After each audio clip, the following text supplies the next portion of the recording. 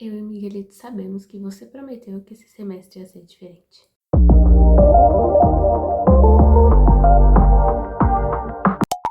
Oi, amigas, tudo bem com vocês? Eu espero que sim.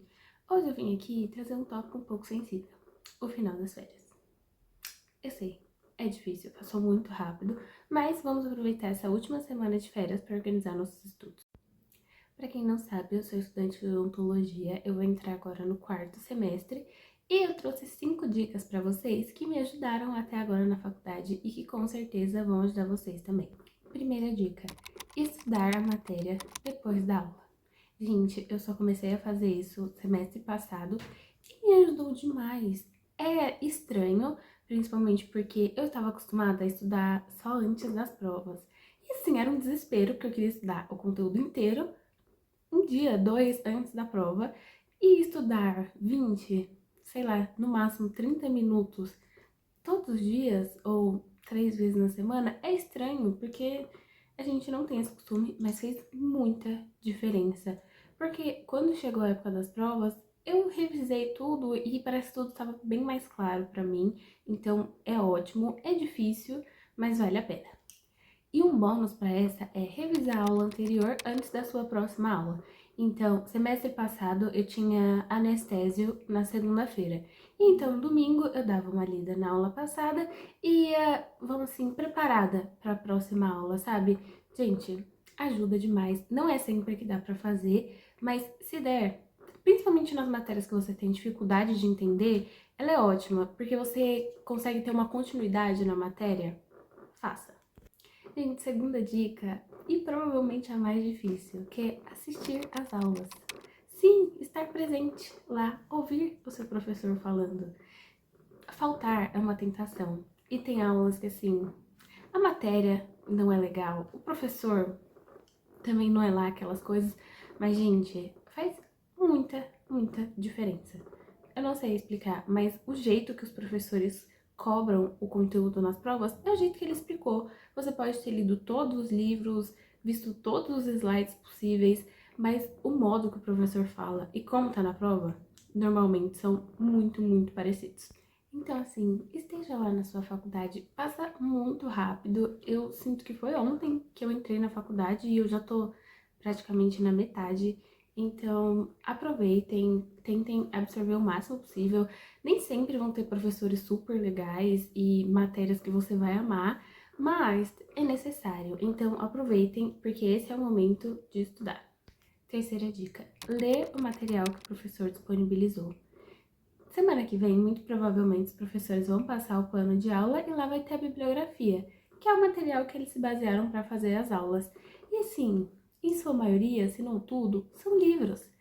E são importantes, mas a gente só quer ler o livro uma semana antes, ou uma semana, um dia antes da prova. Não dá, gente, você não vai conseguir aprender assim. Normalmente, assim, uma aula ou duas foram baseadas em 2, 3 capítulos.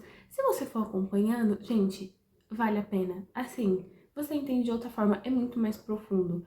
As aulas, apesar de elas serem às vezes 2, 3 horas, são muito rasas. E nos livros, assim, é muito mais complexo. Você vai bem mais a fundo e não dá pra fazer isso um dia antes da prova.